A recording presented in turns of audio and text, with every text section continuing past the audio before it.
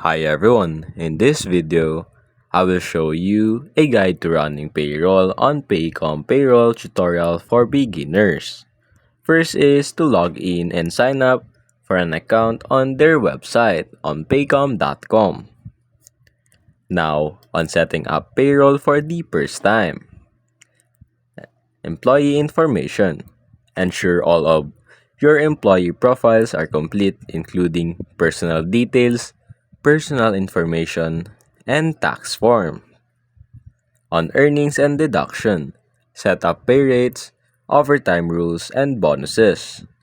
Configure deductions such as health insurance, retirement contribution, or garnishments. Now on running payroll. Step 1 is to select the payroll period. Go to the Process Payroll tab, choose the payroll period, for example, weekly, bi-weekly, and monthly. Confirm the start and end dates. Step 2. Enter hours worked. Import time card data from the Time and Attendance module. Manually input hours worked for employees who don't use time tracking. Verify overtime and PTO entries. Step 3. Review pay rates and adjustments. Confirm regular pay rates. Add one-time payment like bonuses, commissions, or reimbursements. Verify deductions and benefits adjustments for the pay period. Step 4. Calculate payroll. Click on Preview Payroll to calculate gross, and net pay for all employees. Review automatic tax withholdings.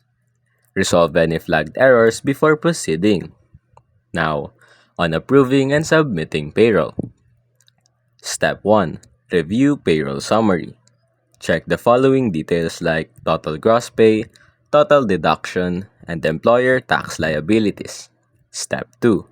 Approve payroll. After verifying all data, click Approve to finalize payroll. Ensure payroll is approved before the cutoff time to meet your pay date. Step 3. Submit payroll. Once approved, click Submit Payroll to process payments. Payments will be distributed via direct deposit or paper checks based on employee preferences.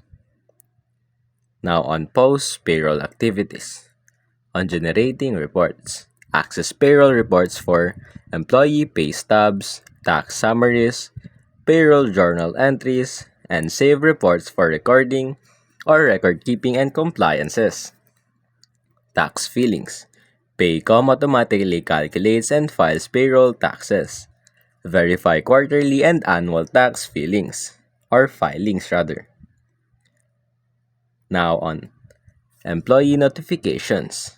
Employees can access their pay stubs and tax documents via the employee self-service portal. And that's basically it.